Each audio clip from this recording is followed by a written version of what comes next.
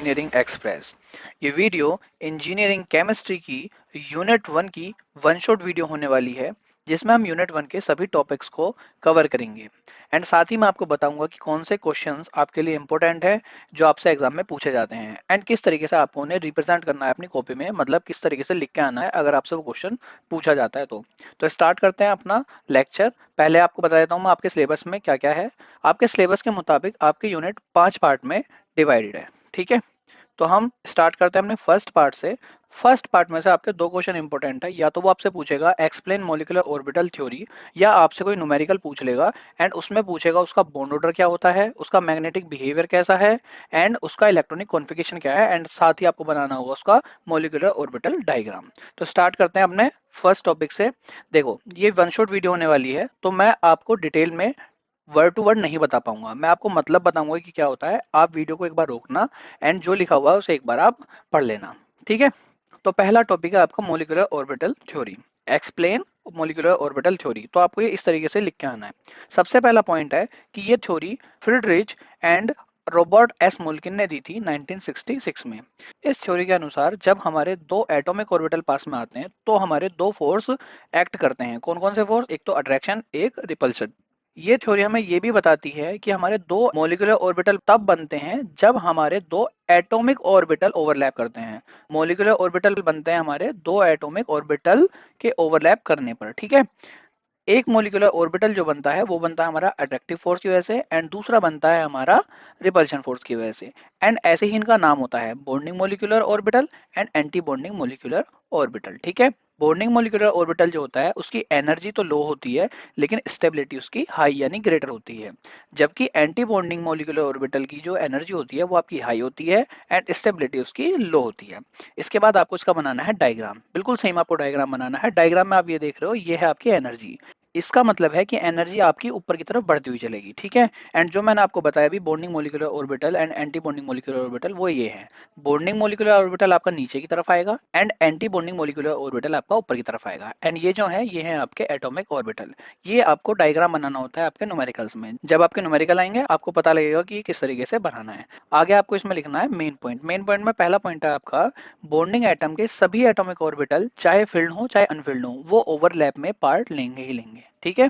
उसके बाद आपका सेकंड पॉइंट वही सेम लिखा हुआ है। जब आपके दो एटॉमिक ऑर्बिटल ओवरलैप करते हैं तो आपके दो मॉलिक्यूलर ऑर्बिटल बनते हैं जिनको आप bonding molecular orbital and anti bonding molecular orbital बोलते हो, ठीक है ना।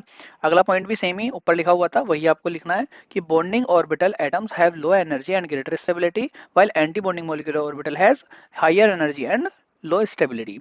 अब इसके बाद आपका एक पॉइंट है फोर्थ, वो है each molecular orbital has maximum 2 electron with opposite spin, ठीक है ना। हर ऑर्बिटल के पास आपके सिर्फ 2 ही इलेक्ट्रॉन हो सकते हैं, वो भी अपोजिट स्पिन के साथ, इस तरीके से, ठीक है ना। आपने 12th क्लास में जब आपने फिल किए होंगे इलेक्ट्रॉन तो ये कई बार बनाया भी होगा, ठीक है ना। एक बार फिर बता देता हूँ, ये आपका इस तरीके से आपको बनाने की दो आपके इलेक्ट्रॉन होंगे एंड वो भी अपोजिट स्पिन में होंगे। इस तरीके से आप नहीं बना सकते हो कि ये भी इस तरीके से ये भी इस तरीके से, तो ये हो जाएगा आपका गलत। सही कौन सा आपका? ये वाला जिसमें आपके दोनों एक दूसरे के अपोजिट है, ठीक है। अगला है इसमें आपका बॉन्ड ऑर्डर क्या होता है। ये चीज जरूर लिख के आनी है क्योंकि यही आपसे न्यूमेरिकल में पूछा जाता है, तो थ्योरी में भी वो एक्सपेक्ट करता है कि आपने ये लिखा होगा। थ्योरी बॉन्ड ऑर्डर की आपको इसके फॉर्मूले के मुताबिक लिखनी है। जैसे आपको फॉर्मूला दिख रहा है वैसे ही आपको थ्योरी लिखनी है। फॉर्मूला क्या लिखा हुआ है? Bond order is equal to 1/2 into number of electron in bonding molecular orbital minus number of electron in anti bonding molecular orbital, ठीक है। तो ये आपका फॉर्मूला, इससे आपको थ्योरी बना देनी है। The bond order is half of difference. Half का मतलब क्या है? 1/2 एंड डिफरेंस का मतलब है आपका minus of number of electron in bonding molecular orbital and number of electron in anti bonding molecular orbital, ठीक है। तो यही आपको फॉर्मूला लिखा हुआ है एंड यही आपकी इसकी थ्योरी लिखी हुई है, ठीक है। इसके बाद आता है आपका इसमें इलेक्ट्रॉनिक कॉन्फ़िगरेशन। जो आपका नॉर्मल इलेक्ट्रॉनिक कॉन्फ़िगरेशन होता था यहाँ पे वो वाला नहीं है, यहाँ पे थोड़ा सा अलग है, स्पेशल है। ये हमारा दो पार्ट में डिवाइड होता है। पहला है आपका लाइट मॉलिक्यूल, सेकंड है आपका हैवियर मॉलिक्यूल। वो मॉलिक्यूल्स जिसमें हमारे इलेक्ट्रॉन 14 से कम होते हैं या 14 के बराबर होते हैं वो हमारा लाइट मॉलिक्यूल कहलाता है एंड वो जिसमें हमारे इलेक्ट्रॉन 14 से ज़्यादा होते हैं वो हमारा हैवियर मॉलिक्यूल कहलाता है, ठीक है ना। आप थ्योरी लिखना चाहो तो थ्योरी में ये चीज़ लिख देना। जो आपका इलेक्ट्रॉनिक कॉन्फ़िगरेशन होता है वो होता है ये। अब ये तो आपको याद करना पड़ेगा, लेकिन थोड़ा सा इसमें ट्रिक है। आपको आधा ही याद करना है, आधा उसका उल्टा होता है। जैसे कि यहाँ पे सिग्मा 1s है और यहाँ पे सिग्मा स्टार 1s है, ठीक है। इसी का बस स्टार वाला है। यहाँ पे सिग्मा 2s, यहाँ पे सिग्मा स्टार 2s।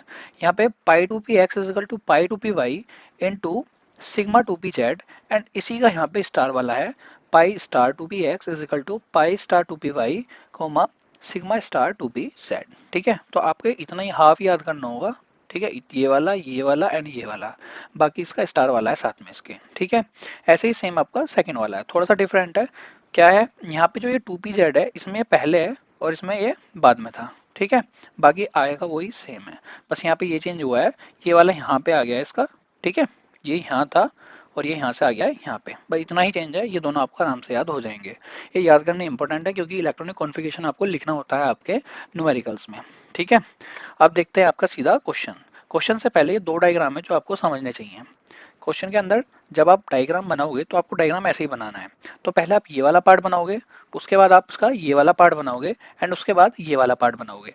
अब कई बार क्या होता है आपको सिर्फ इतने ही पार्ट की नीड है तो आप इतना ही पार्ट बनाओगे, एंड क्या पता आपको इतने पार्ट की नीड है तो आप इतना पार्ट बनाओगे। ठीक है ना, एंड जब आपको इतना पार्ट पूछा जाएगा तो आप इतना पार्ट बनाओगे, लेकिन स्टार्ट आपका यहीं से होगा। ठीक है, तो ये दोनों इलेक्ट्रॉनिक कॉन्फ़िगरेशन के लिए है, ये वाला हमारा लाइट के लिए एंड ये वाला हमारा हैवियर के लिए। ठीक है, तो स्टार्ट करते हैं अपना क्वेश्चन की तरफ चलते हैं। सबसे पहला न्यूमेरिकल है आपका हाइड्रोजन मॉलिक्यूल H2, इसका आपको इलेक्ट्रॉनिक कॉन्फ़िगरेशन बताना है।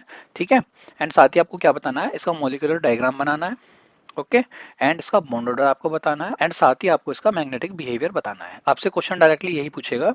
ठीक है, तो इसका स्टार्ट करते हैं। सबसे पहले आपको क्या लिखना होता है, जैसे आपका H2 है तो आपको H और H दोनों का अलग अलग लिख लेना है, एंड उनका नॉर्मल वाला आपको इलेक्ट्रॉनिक कॉन्फ़िगरेशन लिखना होता है। तो H का 1s ही होता है क्योंकि इसमें एक इलेक्ट्रॉन होता है, एंड दूसरे वाले का भी 1s होगा। ठीक है ना, इसके बाद बनाना है आपको इसका डायग्राम। अब डायग्राम मैंने आपको बताया था जैसे आपका नीचे से बन रहा था आपको वैसे ही बनाते हुए चलना है। अब आपके पास दो इलेक्ट्रॉन है, दोनों इलेक्ट्रॉन आपको एटॉमिक ऑर्बिटल में दे देना है। ठीक है ना, एक इसका एंड एक इसका आपने दे दिया। उसके बाद जब ये ज्वाइंट होंगे यहाँ पे इस तरीके से होंगे, तो इसमें आपका ये वाला इलेक्ट्रॉन जो है वो यहाँ जाएगा। ठीक है, फिर इसका इलेक्ट्रॉन यहाँ पे आएगा, तो पहले इसका गया फिर इसका आया, एंड ये वाला हमारा भर गया। अब नीचे वाला क्या होता है आपका बॉन्डिंग मोलिकुलर ऑर्बिटल, एंड ये वाला कौन सा होता है आपका एंटी बॉन्डिंग मोलिकुलर ऑर्बिटल। ये तो आपको याद है। ठीक है, अब आपको निकालना है इसका इलेक्ट्रॉनिक कॉन्फ़िगरेशन। अब इलेक्ट्रॉनिक कॉन्फ़िगरेशन जो मैंने आपको बताया सेम आपका वही लिखना है, लेकिन आपका है कितना वो देखना है आपका। अब आता है आपका इलेक्ट्रॉनिक कॉन्फ़िगरेशन, तो वो होता है आपका सिग्मा 1s। अब इस 1s के साथ आपको इसको ऊपर लिखना है 2। ठीक है, अब 2 क्यों लिखना है, क्योंकि इसमें दो इलेक्ट्रॉन आ चुके हैं, तो आपको ये दोनों लिख देने हैं।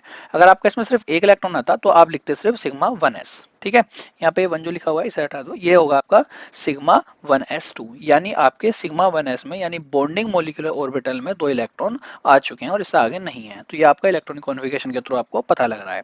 बॉन्ड ऑर्डर जो मैंने आपको फॉर्मूला बताया वही फॉर्मूला आपको यहाँ पे लगाना है, एंड फॉर्मूले के बाद आपको दिख जाएगा आपका आंसर। बॉन्ड ऑर्डर क्या होता है, half of the difference of bonding molecular orbital electrons minus anti bonding molecular orbitals electron. तो आपके दो इलेक्ट्रॉन हैं आपके बॉन्डिंग मोलिकुलर ऑर्बिटल में, तो आपने लिखे वो। ठीक है ना, दो, एंड माइनस आपका एंटी बॉन्डिंग में आपका कुछ भी नहीं है तो आपने लिखा 0। ठीक है, उसके बाद क्या हुआ 2/2, एंड आपका आंसर आया 1।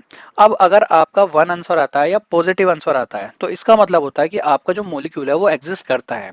अगर वो माइनस आ जाता है तो आप सीधा लिख दोगे कि ये मॉलिक्यूल एग्जिस्ट नहीं करता। अगर वो प्लस आ रहा है तो वो पॉजिटिव है एंड वो मॉलिक्यूल हमारा एग्जिस्ट करता है। ये मैं थोड़ा सा आपको बता रहा हूँ क्योंकि आपको इस तरीके से ये लिखना है। अब आते हैं इसके मैग्नेटिक बिहेवियर पे। मैग्नेटिक बिहेवियर आपके दो होते हैं, एक आपका डायामैग्नेटिक और एक होता है आपका पैरामैग्नेटिक। ठीक है, अब ये डायामैग्नेटिक कब होगा एंड पैरामैग्नेटिक कब होगा मैं आपको बता देता हूँ। अगर हमारा कोई भी ऑर्बिटल या तो पूरा फिल है, ठीक है पूरा फिल है मतलब इस तरीके से पूरा फिल है, दो इलेक्ट्रॉन आ सकते हैं, पूरा फिल है, या पूरा खाली है, तो हमारा मैग्नेटिक बिहेवियर होगा डायामैग्नेटिक। ठीक है, और अगर हमारा हाफ फिल है, हाफ फिल से मतलब इस तरीके से फिल है, तो हमारा उसका बिहेवियर होगा पैरामैग्नेटिक। ठीक है, आगे चलते हैं, आपको क्वेश्चन बताऊंगा, आपको समझ में आ जाएगा। सेकंड क्वेश्चन आपसे इसने पूछा है H2 का। ठीक है, अब ये जैसे लिखा हुआ है आपको ऐसे लिखना है। दोबारा से आपने इलेक्ट्रॉनिक कॉन्फ़िगरेशन लिखा, सबसे पहले लिखा आपने H का, तो वो होता है आपका 1s। ठीक है, एंड दूसरा आपका इलेक्ट्रॉनिक कॉन्फ़िगरेशन ऑफ H+। अब इस चीज का ध्यान देना, ये जो प्लस है इस प्लस के बारे में बताता हूँ। अगर ये प्लस आ जाएगा तो आपको एक इलेक्ट्रॉन अपना निकाल देना है। ठीक है ना, एक इलेक्ट्रॉन कर देना है माइनस। ठीक है, एंड अगर यहाँ पे माइनस आ जाएगा तो आपको एक इलेक्ट्रॉन कर देना है प्लस। ठीक है, उल्टा हिसाब होता है लेकिन सिंपल है, आपको समझ में आ जाएगा कि क्या मतलब है इसका। अगर आपका प्लस लिखा हुआ है तो आपको एक इलेक्ट्रॉन निकालना है, तो आप या तो इस वाले में से निकाल देते या इस वाले में से निकाल देते, तो मैंने तो सेकंड वाले में से निकाल दिया। तो यहाँ पे आपका इलेक्ट्रॉनिक कॉन्फ़िगरेशन क्या बचा, कुछ भी नहीं, क्योंकि हमारे पास एक भी इलेक्ट्रॉन नहीं है, फिल ही नहीं होगा।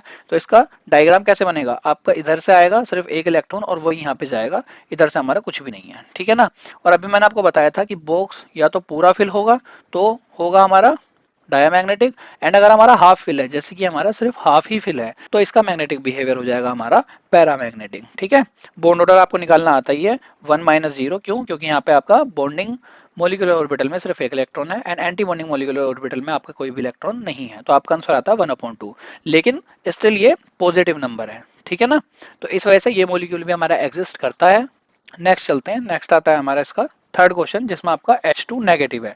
अब इसमें क्वेश्चन में आपको करना है, इसमें सिर्फ नेगेटिव लगा हुआ है, इसका मतलब हमने इसे एक इलेक्ट्रॉन और दे दिया है। अब चाहे तो आप इसमें दे लेते या इसमें दे लेते, मैंने सेकंड वाले में दे दिया है। ठीक है, उसी के हिसाब से यहाँ पे आपका डायग्राम बना हुआ है। ठीक है, अब आपको इसका बताना है मैग्नेटिक बिहेवियर कैसा होगा, जो कि आपको दिख रहा है वैसे तो, मेरे को आप क्या बताओगे, आप देख के निकल जाओगे यहाँ से, बट इसको कर लेना, इंपॉर्टेंट क्वेश्चन है। ठीक है, अब यहाँ तक हो गया आपका H का, मैंने आपको H का बता दिया, H प्लस का बता दिया, H नेगेटिव का बता दिया। ठीक है, अब आते हैं He2 प्लस पे। सेम जैसे H का था वैसे ही आप इसको करके देखो, लिखा हुआ सब कुछ सेम है, इस पे मत जाना, लेकिन वीडियो को यहीं पे रोको एंड अपना करने की कोशिश करो। एंड जो यहाँ पे लिखा हुआ है पूरे स्क्रीन पे, यही सेम आपको लिख के आना है। एंड ये वाला आपका इंपॉर्टेंट है। ठीक है, 2 मार्क्स में आपसे जरूर पूछ लेगा ये वाला क्वेश्चन, He2 प्लस का। ठीक है ना, प्लस का पूछ सकता है, या तो He2 का पूछेगा या He2 प्लस का पूछेगा, नेगेटिव का भी आ सकता है, लेकिन आपको अब पता है कि किस तरीके से निकालना है। ठीक है, सेम आपको बता देता हूं मैं N2 का। N2 का भी आपका काफी इंपॉर्टेंट क्वेश्चन है। ठीक है ना, N2 का भी कई बार पूछा गया है एंड इस बार भी पूछे जाने के चांसेस हैं।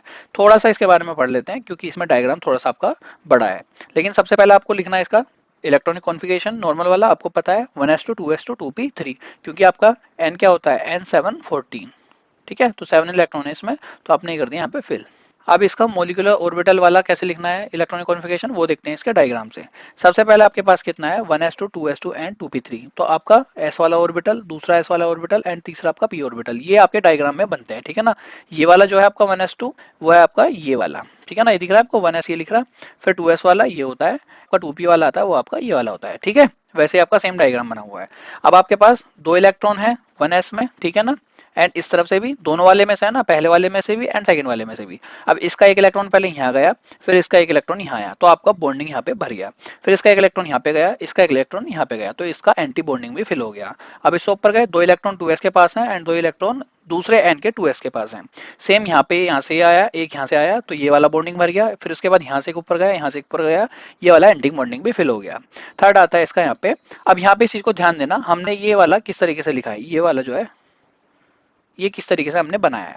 मैंने अभी आपको इलेक्ट्रॉनिक कॉन्फ़िगरेशन बताया था, जिसमें मैंने आपको बताया था कि अगर आपके 14 से कम हैं इलेक्ट्रॉन या उसके बराबर हैं, तो आप इलेक्ट्रॉनिक कॉन्फ़िगरेशन लगाते हो पहला वाला, यानी लोअर वाला। अब आपको इसमें क्या दिख रहा है, इसमें 14 इलेक्ट्रॉन है आपके, 3 4 5 6 7 8 9 10 11 12 13 14। ठीक है, सारे इलेक्ट्रॉन अगर आप मिलाओगे तो आपके 14 इलेक्ट्रॉन है। ठीक है, तो ये आपका लोअर वाला हो गया।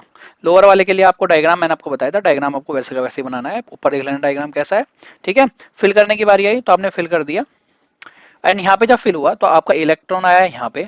ठीक है, फिर इसका एक इलेक्ट्रॉन आया यहाँ पे। ठीक है, ऐसा नहीं है कि इस वाले में चला गया, इसमें नहीं जाएगा, इस वाले में आएगा। अगर आपके सेम लेवल पर हैं ये, तो हमारा पहले इसमें जाएगा, फिर इसमें जाएगा, फिर इसमें जाएगा, फिर इसमें जाएगा। ठीक है ना, उसी तरीके से यहाँ पे हुआ है। उसके बाद ऊपर गए, फिर इसमें से आपका एक आया यहाँ, फिर इसमें से आया एक यहाँ पे। ठीक है, इस तरीके से फिल हुआ, सारे इलेक्ट्रॉन हमारे खत्म हो गए। जो भी हमारा इलेक्ट्रॉनिक कॉन्फ़िगरेशन मिलेगा हमको, वही हमको लिखना है अपने इलेक्ट्रॉनिक कॉन्फ़िगरेशन में। यह वाला आपको मिलता है यहाँ से इलेक्ट्रॉनिक कॉन्फ़िगरेशन। क्या क्या मिला है, sigma 1s, sigma star 1s, sigma 2s, sigma star 2s। अब दो दो इलेक्ट्रॉन इसमें फिल होते जा रहे हैं, तो आपको वो भी उसके ऊपर लिखते जाना है। तो जैसे हमने लिखा है sigma 1s2, sigma star 1s2, sigma 2s2, sigma star 2s2, and जब बात आई पाई की, तो pi 2p2x is equal to pi 2p 2y। अब ये यहाँ पे इक्वल है ना, तो इसी वजह से यहाँ पे इक्वल लिखा हुआ है। ठीक है, एंड लास्ट में आता है आपका सिग्मा 2pz। ओके, तो ये हो गया आपका इलेक्ट्रॉनिक कॉन्फ़िगरेशन, ये आपको लिख के आना है। अब आपको बताना है इसका बॉन्ड ऑर्डर, कमेंट बॉक्स में आप बताओगे, एंड मैग्नेटिक बिहेवियर वो मैं आपको नहीं दिखा रहा हूँ, वो आपको सीधा कमेंट में बताना है। ठीक है, नेक्स्ट आता है आपका molecular orbital diagram of C2। C2 का भी आपको सेम ही बनाना है। पहले आपने इलेक्ट्रॉनिक कॉन्फ़िगरेशन लिया C का, दूसरे C का, दोनों एटम्स का ले लिया। ठीक है, फिर उसके बाद आपने लिया C2 का, यहाँ पे C2 है। ठीक है, C2 का लेने के बाद आपको उसका इलेक्ट्रॉनिक कॉन्फ़िगरेशन बताना है, और उसके बाद आपको बनाना है उसका डायग्राम। या तो आप पहले डायग्राम बना लो, या पहले आप उसका इलेक्ट्रॉनिक कॉन्फ़िगरेशन लिख लो, बट डायग्राम के बाद ही आप इलेक्ट्रॉनिक कॉन्फ़िगरेशन लिख पाते हो, तो इस वजह से पहले आप डायग्राम बनाओ, उसके बाद इलेक्ट्रॉनिक कॉन्फ़िगरेशन लिखना। ओके, तो ये आपका इसका डायग्राम है, एंड इसका आपको बॉन्ड ऑर्डर बताना है एंड मैग्नेटिक बिहेवियर बताना है। चलो इसका मैं दिखा देता हूँ आपको। आपको लिखा हुआ है, आपको दिख जाएगा, ठीक है ना। ये आपका बॉन्ड ऑर्डर है इसका, एंड ये इसका आपका मैग्नेटिक बिहेवियर, ठीक है। नेक्स्ट आता है आपका एक और इम्पोर्टेंट O2 का। O2 का भी सेम ही है, आप इसे भी कर लोगे। एक बार वीडियो रोको एंड जो लिखा हुआ है उसे एक बार देख लो, ठीक है। एंड जो आपका मोस्ट इंपॉर्टेंट है वो आता है आपका HF का। ये मैं आपको समझा देता हूँ क्योंकि ये कई बार एग्जाम में पूछा जा चुका है एंड इंपॉर्टेंट भी है काफी, ठीक है। इलेक्ट्रॉनिक कॉन्फ़िगरेशन हम लिखते हैं, वो देख लेते हैं पहले कैसे लिखा जाता है। सबसे पहला electronic configuration of H atom, ठीक है। H एटम का आपको इलेक्ट्रॉनिक कॉन्फ़िगरेशन देना है, ठीक है। वो क्या होता है आपका 1s, सिर्फ एक इलेक्ट्रॉन होता है। एंड सेकंड देना है आपको इलेक्ट्रॉनिक कॉन्फ़िगरेशन F का, ठीक है। वो क्या होता है आपका 1s2 2s2 एंड 2p5, क्योंकि उसमें हमारे 9 इलेक्ट्रॉन्स होते हैं, ठीक है। अब जैसे आप डायग्राम देख रहे हो, डायग्राम में H ऑर्बिटल का जो S सेल है वो हमारा F ऑर्बिटल के P सेल से ओवरलैप कर रहा है, ना कि S वालों से। ऐसा क्यों होता है?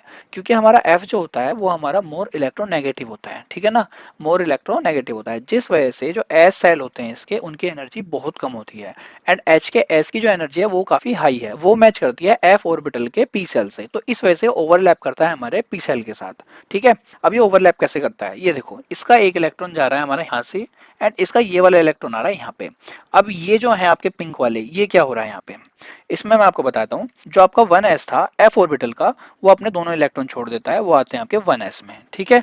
लेकिन ये हो क्या जाता है, ये हमारा नॉन बॉन्डिंग हो जाता है, ठीक है। नॉन बॉन्डिंग, ना ये एंटी बॉन्डिंग है ना ये बॉन्डिंग है, ये हमारा non bonding. Anti bonding and non bonding दोनों अलग अलग टर्म्स हैं, इनको एक में मत कर देना, ठीक है। ये हो गया हमारा नॉन बॉन्डिंग हो गए, ठीक है। और हमारा एंटी बॉन्डिंग कौन सा होगा, एंटी बॉन्डिंग होगा हमारा ये। एंड ये कौन सा हमारा, ये है हमारा बॉन्डिंग। एंड ये वाले जो इलेक्ट्रॉन थे आपके, ये वाले भी इसके नॉन बॉन्डिंग हो गए, ठीक है। तो अब आपको ये दिख रहा है, जब बॉन्डिंग आपका ये है, एंटी बॉन्डिंग ये है, तो आपको पता है कि आपको बॉन्ड ऑर्डर कैसे निकालना है, ठीक है। मैग्नेटिक बिहेवियर भी आप बता दोगे कैसा होता है, लेकिन इसका जो मेन आता है वो होता है आपका इलेक्ट्रॉनिक कॉन्फ़िगरेशन। जब इसको हम लिखते हैं तो हम लिखते हैं सिर्फ ये वाला इलेक्ट्रॉनिक कॉन्फ़िगरेशन। हमारा सिग्मा वाला इसमें से गायब हो जाता है। सिग्मा वाला क्यों गायब हो जाता है, क्योंकि यूज ही नहीं हुआ सिग्मा का, उसने कोई बॉन्ड ऑर्डर नहीं बनाया, कोई उसने एंटी बॉन्डिंग ही नहीं बनाया, तो इस वजह से हमारे सिग्मा वाले हो जाते हैं वहां से खत्म। तो बचता क्या है हमारा, जो सिग्मा वाला बचता है उसको लिखते हैं, जो हमारा पाई वाला बचता है उसको लिखते हैं। अब पाई वाले का तो इसमें कहीं यूज नहीं है, तो पाई वाला तो रहा ही नहीं, सिग्मा का यूज है सिर्फ एक में हमारा यहाँ पे हो रहा है, ठीक है। तो उसको हम लिखेंगे, बाकी हमारा नॉर्मल कॉन्फ़िगरेशन आएगा जैसे आपको यहाँ लिखा हुआ दिख रहा है। क्या लिखा हुआ है, 1s2 2s2 सिग्मा sp2z। अब ये sp2z लिखा हुआ है, sp2z क्यों लिखा हुआ है, क्योंकि इसमें s एंड p सेल्स जो है ओवरलैप कर रहे हैं, इस वजह से यहाँ पे होता है हमारा sp-z। अगर हमारे दोनों ही p सेल्स होते तो हम लिखते सिग्मा 2p z, लेकिन यहाँ पे क्या है, हमारे sp हैं, तो इस वजह से हमने लिखा है sp2z। उसके बाद आपका बचा हुआ सेम ऐसा कैसा ही जैसा आपको डायग्राम में लिखा हुआ दिख रहा है। तो इस वाले को जरूर से करके जाना, आपका इंपॉर्टेंट है, ठीक है। अब ये आपका डायग्राम है इसका, एंड ये आपका इलेक्ट्रॉनिक कॉन्फ़िगरेशन। तो आपको क्या बताना है, इसका बॉन्ड ऑर्डर बताना है जो कि मैंने आपको दिखा दिया है, एंड मैग्नेटिक बिहेवियर बताना है जो कि मैंने आपको दिखा दिया है। लेकिन एक बार आप इस क्वेश्चन को अपना जरूर करना, ठीक है। तो यही था आपका फर्स्ट पार्ट। अब आते हैं आपके सीधा सेकंड पार्ट पे, जो कि है आपका लिक्विड क्रिस्टल। लिक्विड क्रिस्टल से आपसे डायरेक्ट क्वेश्चन आएगा, explain characteristics of liquid crystal, जिसमें आपको लिक्विड क्रिस्टल के बारे में पूरा का पूरा लिखना होगा। लिक्विड क्रिस्टल क्या होता है, किसी भी मैटर की वो स्टेट जिसमें हमारी प्रॉपर्टी होती है बिल्कुल क्रिस्टलाइन सॉलिड जैसी, as well as atmospheric liquid जैसी, उसको हम बोलते हैं लिक्विड क्रिस्टल, ठीक है। जब एक सॉलिड को हम हीट करते हैं तो वो पहले कन्वर्ट होता है हमारा हैजी लिक्विड में, जिसको हम और हीट करते हैं तो वो हमारा कन्वर्ट होता है ट्रांसपेरेंट लिक्विड क्रिस्टल में, एंड उस हैजी लिक्विड को ही हम बोलते हैं लिक्विड क्रिस्टल, ठीक है। ये डायग्राम आपको बनाना है, जिसमें हमारा सॉलिड है, जिसे हमने टेम्परेचर दिया तो वो हमारा चेंज होता है हैजी लिक्विड में, जिसे आप लिक्विड क्रिस्टल बोलते हो। लेकिन फर्दर उसे अगर आप हीट करते हो तो वो कन्वर्ट हो जाता है हमारा लिक्विड में, ठीक है। इसके बाद आप इसकी दो चार प्रॉपर्टी लिख देना, इच्छा है आपकी, ये लिखना इतना कोई नीडेड नहीं है, क्योंकि इसके बाद आता है आपका सीधा क्लासिफिकेशन। क्लासिफिकेशन आपका इंपॉर्टेंट है, यहीं से आपका मेन क्वेश्चन स्टार्ट होगा, यहीं से देख के आपको पता लग जाएगा कि किस तरीके से आपको ये क्वेश्चन लिखना है। लिक्विड क्रिस्टल आपका चार पार्ट में डिवाइडेड है, कौन सा, थर्मोटॉपिक, लियोट्रॉपिक, डिस्कोटिक एंड कैलेमेटिक, एंड आपका है लास्ट मेटालोट्रॉपिक। अब जो आपका थर्मोटॉपिक है वो आपका तीन पार्ट में डिवाइड है, निमेटिक, सिमेटिक एंड कॉलरिस्टिक। तो जैसा डायग्राम है वैसे ही मैं आपको बताता हुआ चलता हूँ कि किस तरीके से आपको क्या लिखना है। सबसे पहला आता है आपका थर्मोट्रॉपिक लिक्विड क्रिस्टल। वो लिक्विड क्रिस्टल जो कि हमारा बेस्ड होता है टेम्परेचर पर, वो होता है हमारा थर्मोट्रॉपिक लिक्विड क्रिस्टल, ओके। जो कि हमारा फर्दर डिवाइडेड है निमेटिक, सिमेटिक एंड कॉलरिस्टिक में। अब निमेटिक लिक्विड क्रिस्टल क्या होता है, जो हमारा वर्ड है निमेटिक, वो हमारा ड्राइव्ड हुआ है Greek word nema, which means होता है थ्रेड, ठीक है ना। तो वो लिक्विड क्रिस्टल जिनका स्ट्रक्चर होता है थ्रेड लाइक, उसको हम बोलते हैं निमेटिक लिक्विड क्रिस्टल, ठीक है, ये इसका डायग्राम है, ये जरूर बना देना एंड उसके बारे में 2-3 पॉइंट लिख देना। वीडियो रोको, आप पढ़ो एक बार से, आपको समझ में आ जाएगा क्या लिखा हुआ है। ठीक है, उसके बाद इसकी प्रॉपर्टी 2 या 3 प्रॉपर्टी आपको लिखनी है तो लिख देना, वरना इतना इंपॉर्टेंट है नहीं है। इसके बाद आता है आपका सिमेटिक। क्वेश्चन इंपॉर्टेंट है लेकिन उसकी प्रॉपर्टी लिखो आप हर किसी की, वो इतना इंपॉर्टेंट नहीं है। आप सबके बारे में बताओ कि क्या होता है एंड उसका डायग्राम बनाओ, उतना इनफ है। ठीक है, सिमेटिक लिक्विड क्रिस्टल, वो लिक्विड क्रिस्टल जिनका स्ट्रक्चर हमारा सोप जैसा होता है वो होते हैं हमारे सिमेटिक लिक्विड क्रिस्टल। एंड इनका क्या डायग्राम है, इनका ये वाला डायग्राम है। ठीक है, प्रॉपर्टी इसकी भी आप लिखना चाहो तो लिख देना। इसके बाद आता है आपका थर्ड कोलेस्टिक लिक्विड क्रिस्टल। वो लिक्विड क्रिस्टल जिनकी शेप कोलेस्ट्रॉल जैसी होती है वो होते हैं हमारे कोलेस्टिक लिक्विड क्रिस्टल। कोलेस्ट्रॉल जैसी मतलब कैसी, थोड़ी सी ऐसी, फिर उसके बाद ऐसी, फिर ऐसी, फिर इस तरीके से, फिर इस तरीके से। हो क्या रहा है ये, एक बार तो ऐसे थे, ठीक है ना, फिर एक बार ऐसे हो गए, फिर एक बार इस तरीके से हो गए, ठीक है, फिर एक बार ऐसे हो गए, फिर एक बार इस तरीके से, फिर से वापस ऐसे हो गए। तो ये क्या है, ये चेंज अपना एक तरीके से गोल उसमें घूम रहा है। तो ये हो गया आपका एक तरीके से कोलेस्ट्रॉल स्ट्रक्चर। ठीक है, इसके बाद क्या आता है आपका, इसकी भी प्रॉपर्टी है, अगर आप लिख रहे हो प्रॉपर्टी तो इसकी भी लिखना। सेकंड आता है आपका फिर लियोट्रोपिक लिक्विड क्रिस्टल। वो लिक्विड क्रिस्टल जो कि आपके बेस्ड होते हैं कॉन्सेंट्रेशन पे, ठीक है ना, उनको हम बोलते हैं लियोट्रोपिक लिक्विड क्रिस्टल। ठीक है, उसके बाद आता है आपका discotic and calamitic liquid crystal. जिन लिक्विड क्रिस्टल का स्ट्रक्चर हमारा कोइंस की तरह होता है या डिस्क की तरह होता है वो होते हैं हमारे डिस्कोटिक लिक्विड क्रिस्टल। एंड जिनका स्ट्रक्चर हमारा रोड लाइक स्ट्रक्चर होता है वो होते हैं हमारे कैलेमेटिक लिक्विड क्रिस्टल। ठीक है, प्रॉपर्टी इसकी भी लिखी हुई है, आप लिखना चाहो तो लिख देना। एंड लास्ट आता है आपका इसमें एक metallotropic liquid crystal. Some of the metals salt like ZnCl2 behaves like a liquid crystal such as metal called metallic liquid crystal। इस लिक्विड क्रिस्टल के बारे में आप थोड़ा सा जरूर लिख आना, एक ही लाइन है। इसे लिखाने का कारण क्या है, क्योंकि ये कई किताबों में से हटा दिया गया है लेकिन इंपॉर्टेंट है। एंड जब टीचर कॉपी चेक करता है उसको ऐसे पॉइंट दिखते हैं जो किताब से बाहर के हैं, तो उसको पता चलता है कि बच्चे ने डिटेल में पढ़ा है। ठीक है, आगे चलते हैं, ये इसकी एप्लीकेशन है। वीडियो को पॉज करो एंड एक बार एप्लीकेशन पढ़ लो, यहाँ पे आपका खत्म हो जाएगा लिक्विड क्रिस्टल का क्वेश्चन। ठीक है, नेक्स्ट आता है आपका इंपॉर्टेंट क्वेश्चन ग्रेफाइट एंड फुलरीन्स। यहाँ से आपका जरूर एग्जाम में क्वेश्चन आता है, या तो आपसे ग्रेफाइट पूछता है या आपसे पूछता है फ्लोरीन। पूछता क्या है, इनका डायग्राम बता दो, इनका स्ट्रक्चर बता दो, इनकी एप्लीकेशन बता दो, इनकी प्रॉपर्टी बता दो। ठीक है, सबसे पहला आता है आपका ग्रेफाइट। ग्रेफाइट क्या है, एक एल्ट्रोप है आपका कार्बन का। इसमें क्या होता है, ये 2 डायमेंशनल लेयर लाइक स्ट्रक्चर होता है एंड इसको हम सैंडविच लाइक स्ट्रक्चर भी बोलते हैं। क्यों बोलते हैं, अभी आपको डायग्राम दिखाऊंगा तो आपको पता लग जाएगा कि इसको हम क्यों बोलते हैं। एक बार मैं आपको इनका डायग्राम दिखा देता हूँ, डायग्राम आप देख के कनेक्ट करवाओगे लिखा हुआ क्या है। ठीक है, तो ये है इसका डायग्राम। ठीक है, अब डायग्राम आपने देख लिया, अब पढ़ते हैं इसका लिखा हुआ क्या है। डायग्राम भी देखते रहना थोड़ा सा।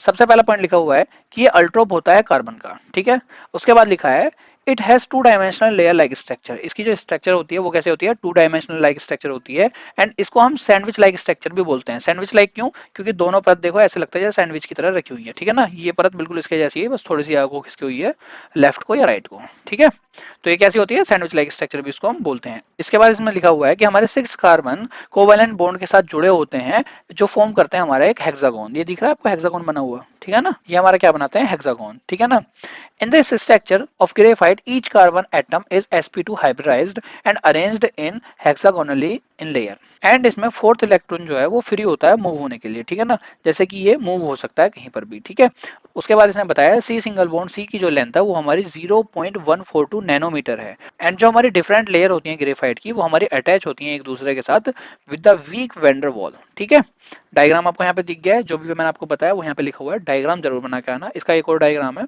ठीक है, उसको भी आप देख सकते हो, नेट पर आपको मिल जाएगा देखने के लिए। लेकिन ये वाला बनाओगे तो थोड़ा आपको अच्छा लगेगा एंड देखेगा एग्जामिनर की अलग सा बनाया है कुछ, तो नंबर भी अच्छे मिलते हैं फिर। ठीक है, डायग्राम जरूर बनाना, क्योंकि डायग्राम देखते ही एग्जामिनर आपको नंबर दे देता है कि हाँ बच्चे को पहले से कुछ पता है, उसने डायग्राम कुछ सोच समझ कर ही बनाया है। उसके बाद आते हैं आपके टाइप ऑफ ग्रेफाइट। 2 टाइप के होते हैं, अल्फा ग्रेफाइट एंड दूसरा होता है आपका बीटा ग्रेफाइट। अगर आपका स्ट्रक्चर जो है वो ए बी टाइप अरेंजमेंट है उसकी, तो वो होगा आपका अल्फा ग्रेफाइट। अगर उसकी अरेंजमेंट एबीसी टू एबीसी है तो वो होगा आपका बीटा ग्रेफाइट। ठीक है ना, दोनों के डायग्राम इंपॉर्टेंट है, बना देना। आपको ग्रेफाइट के बारे में इतना ही लिखना है एंड उसके बाद इसमें लिखना है उसकी प्रॉपर्टी के बारे में। प्रॉपर्टी आप एक बार वीडियो रोक के पढ़ लो, आपको समझ में आ जाएगी। ये जरूर देख लेना क्या दिख रहा है। ठीक है ना, यही होता है आपका ग्रेफाइट। ठीक है ना, एप्लीकेशन में एक आपको पता ही है कि जो आपकी पेंसिल की नोक होती है वो ग्रेफाइट की होती है। ठीक है ना, तो एप्लीकेशन भी एक बार आप पढ़ लोगे आपको समझ में आ जाएगा। दूसरा आता है आपका फ्लोरीन। फ्लोरीन क्या होता है आपका, अगेन पहले आप इसका डायग्राम देख लो। ठीक है, डायग्राम में आपको दिख रहा होगा कि यहाँ पे तो ये 5 लाइन्स हैं। ठीक है, एंड ये आपकी 6 लाइन्स हैं। ओके, ये दिख रहा होगा यहाँ पे, ये है आपके 5 एंड ये देखोगे तो आप ये दिखेंगे आपको 6। ठीक है, अब पढ़ते हैं इसके बारे में। ये क्या है, ये भी हमारा अल्ट्रोप है कार्बन का। It is also called buckyball. Buckyball क्यों बोलते हैं, क्योंकि बकीबोल जैसी दिखती है, इस वजह से बकीबोल भी बोला जाता है।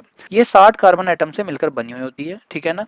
फुलरीन के स्ट्रक्चर में भी हमारा हर कार्बन का एटम sp2 हाइब्रिडाइज्ड होता है। एंड फुलरीन के एक मॉलिक्यूल में 12 पेंटागन्स होते हैं एंड 20 हेक्सागन्स होते हैं। पेंटागन्स कौन से वाले, ये वाले, ठीक है ना। ये कितने होते हैं हमारे 12, एंड हेक्सागन यानी ये वाले होते हैं हमारे 20, ठीक है।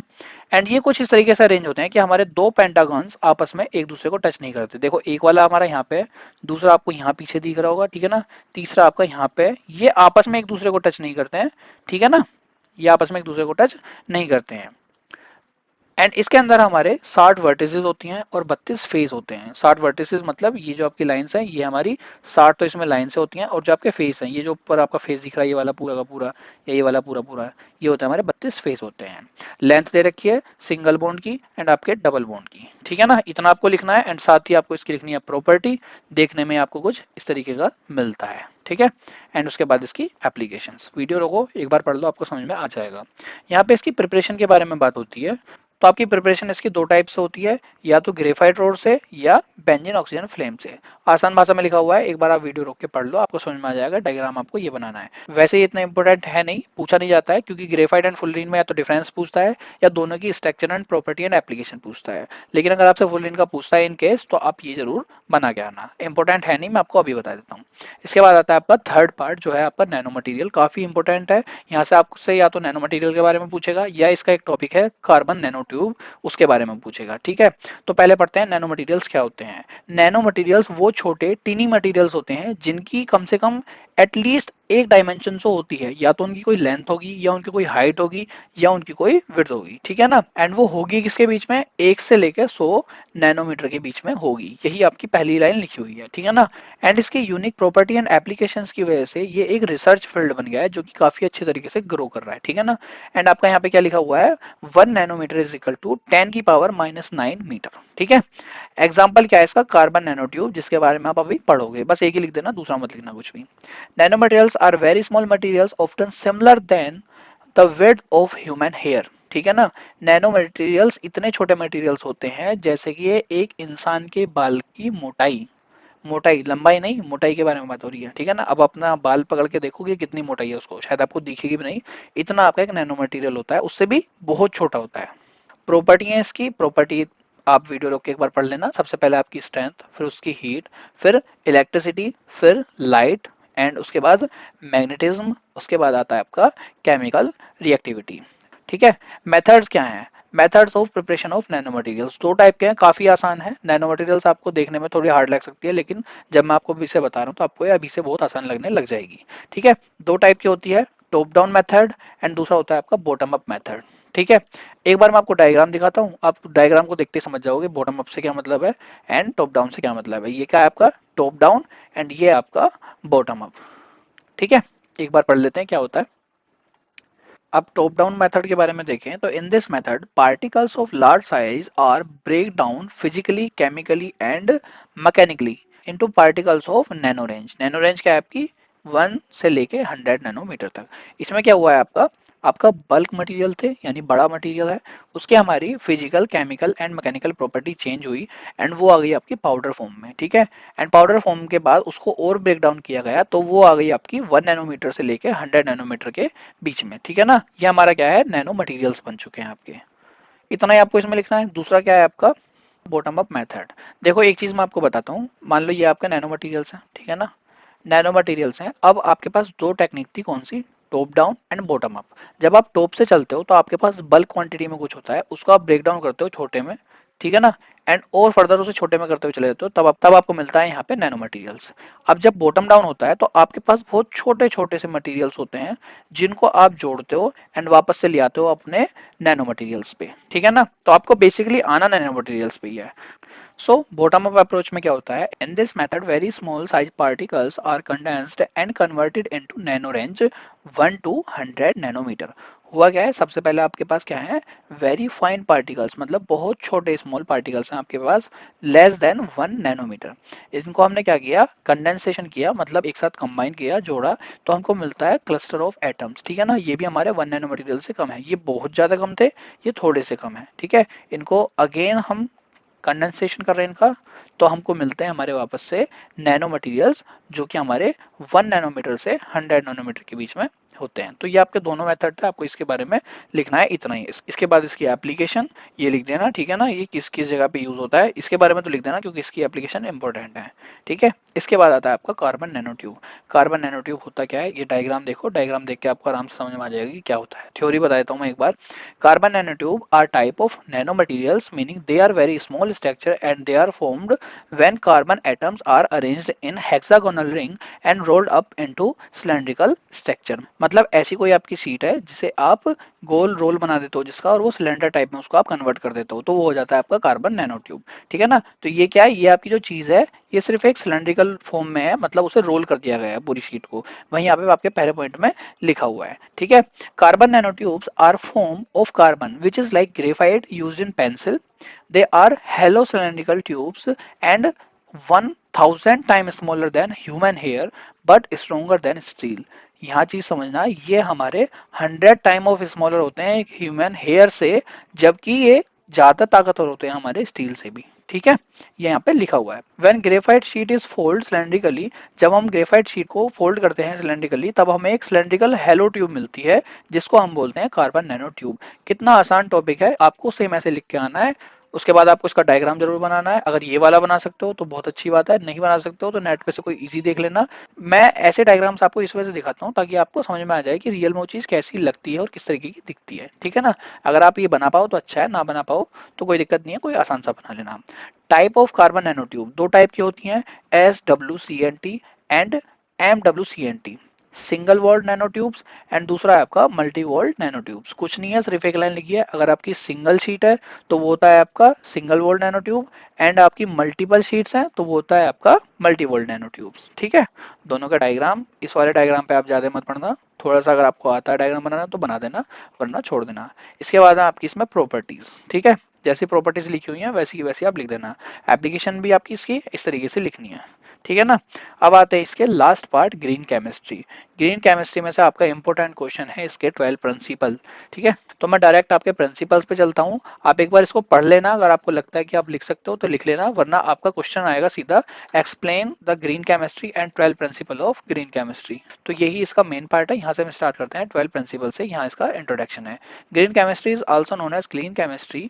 Green chemistry is utilization of a set of principles that reduce or eliminate the use of hazardous substance in the design, manufacturing and application of chemical product, ठीक है।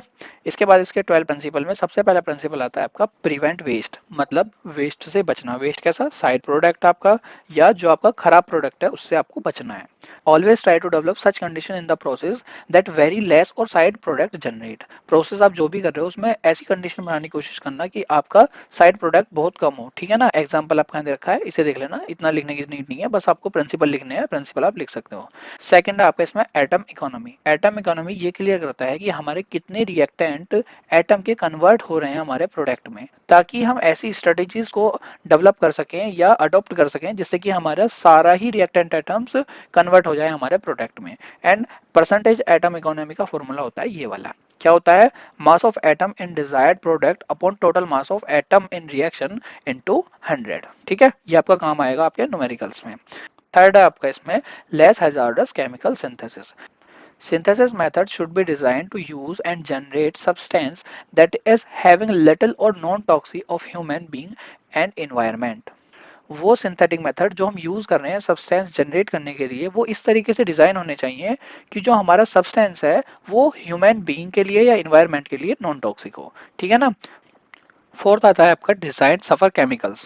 Chemical product should be design in such a manner that preserve their desired function while minimizing their toxicity. इसका मतलब है कि जो भी आप chemical product बना रहे हो वो अपना काम तो कर दे, मतलब जो भी आपने उसे जॉब दी है करने के लिए वो उस जॉब को पूरा कर दे, लेकिन मिनिमाइज कर दे जो भी उससे टॉक्सिसिटी होने वाली थी, ठीक है ना।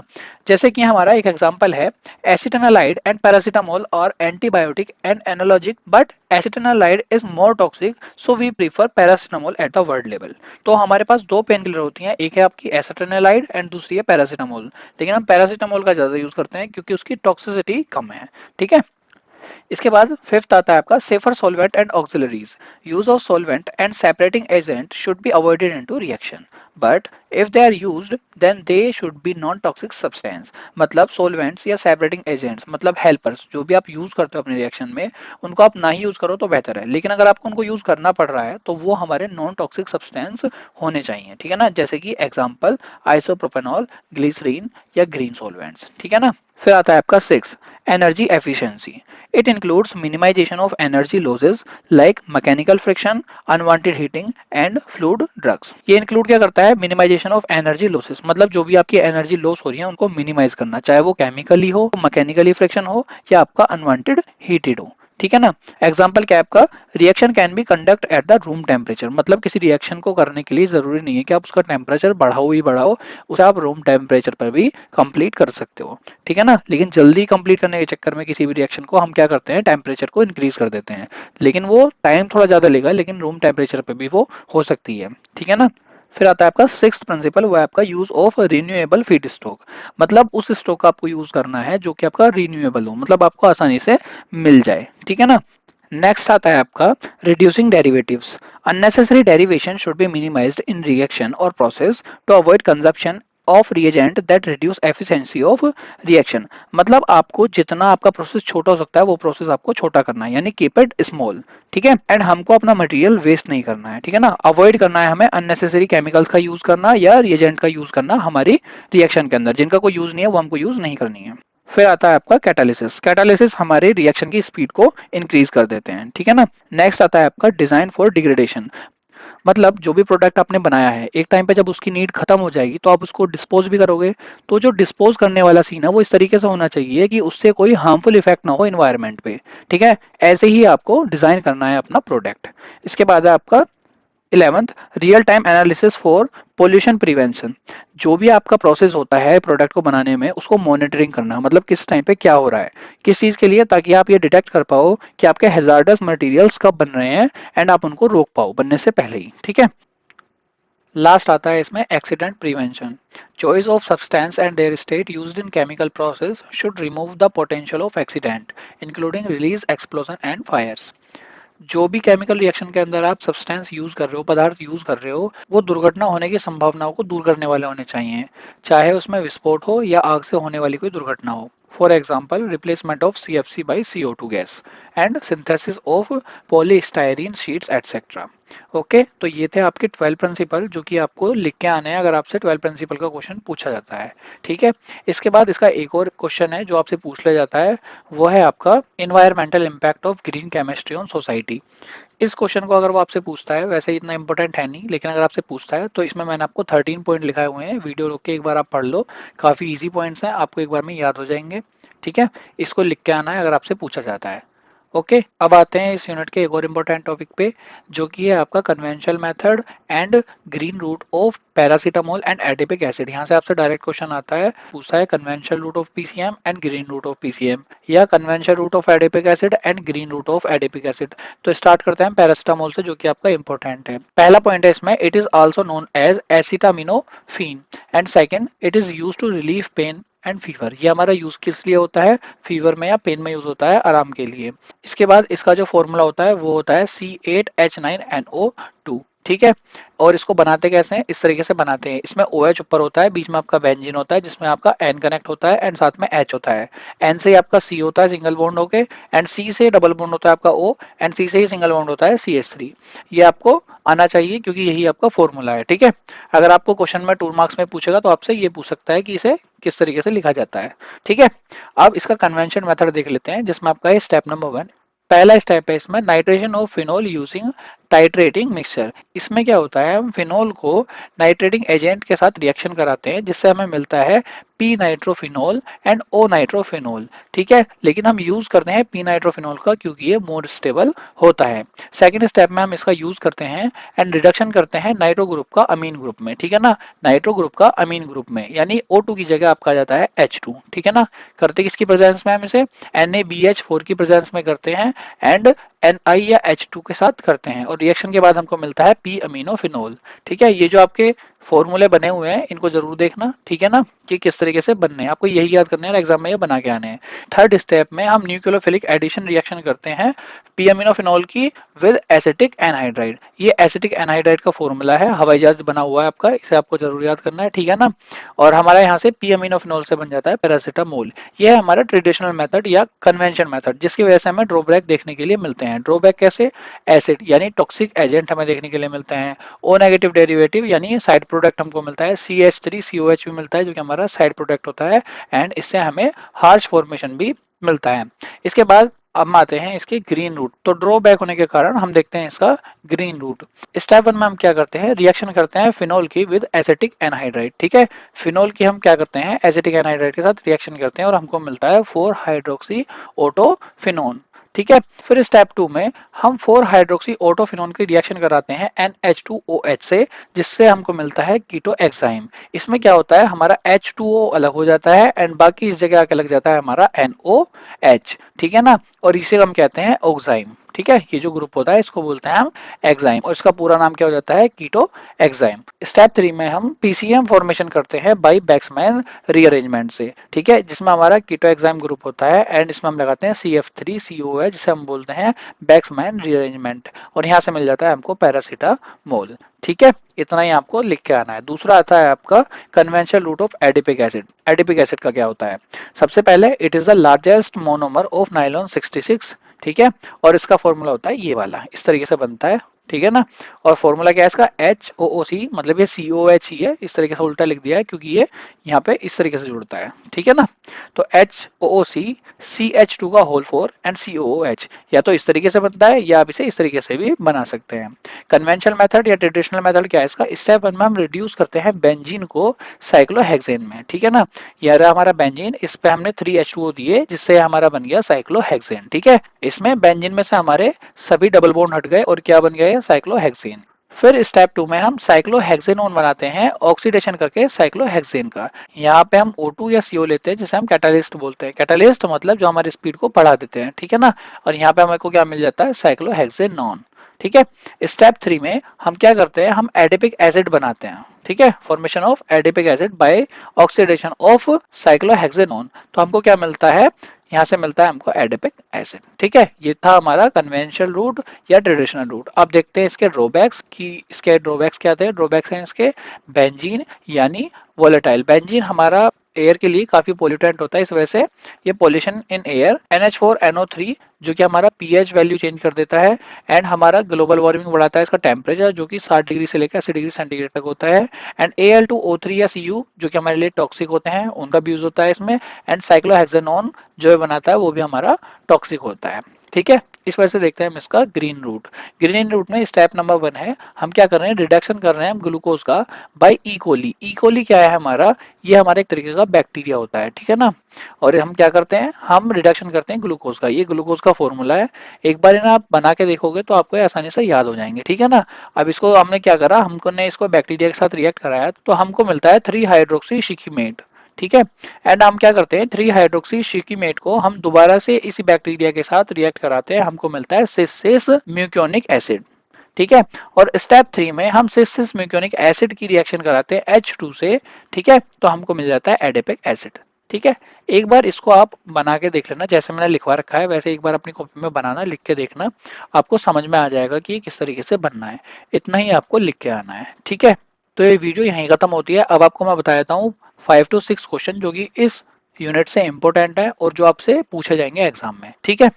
तो पहला क्वेश्चन है आपका, explain silent feature of molecular orbital theory and draw molecular orbital diagram of CO, O2 and N2 and HF, also calculate the magnetic behavior। तो जो भी मैंने आपको मोलिकुलर ऑर्बिटल थ्योरी के बारे में लिखाया था वो आपको यहाँ पे लिखना है, एंड साथ ही CO, O2, N2 and HF का मोलिकुलर ऑर्बिटल डायग्राम भी आपने बनाया है एंड साथ में उसका मैग्नेटिक बिहेवियर भी आपने कैलकुलेट किया है। सेकंड क्वेश्चन है, explain property and classification of liquid crystal. ये क्वेश्चन भी डायरेक्ट मैंने आपको कराया है, वही आपको लिख के आना है जो भी मैंने आपको बताया है। थर्ड है आपका explain structure property and application of graphite and fullerene. Structure बतानी है, प्रॉपर्टी बतानी है एंड एप्लीकेशन बतानी है, जो कि आपको पता है कि क्या क्या होती हैं। Explain preparation properties classification and application of nano materials and explain CNT. CNT के बारे में आपको पता है कि आपको क्या लिखना है, एंड नैनो मटेरियल के बारे में भी मैंने आपको बता दिया है। उसके बाद है right the 12 principle of green chemistry. अभी आपने पढ़े हैं तो आपको अच्छे से याद होंगे। एंड लास्ट है आपका इसमें explain green and conventional synthesis of adipic and paracetamol, जो अभी हमने लास्ट में किए हैं, वो आपको एक बार कॉपी में करके देख लेना है। ठीक है, सो अब आपको प्रैक्टिस करनी है इस यूनिट की। Thank you very much for watching this video. अगर आपको लेक्चर अच्छा लगा हो, आपको समझ में आया हो, तो please like share and subscribe and press the bell icon for further video. Next unit की वन शॉट आपको जल्दी मिल जाएगी, उसे भी आप जल्दी से जल्दी प्रिपेयर कर लेना अपने एग्जाम के लिए। प्लीज सब्सक्राइब कर लीजिएगा चैनल को नेक्स्ट वीडियो के लिए। Thank you very much.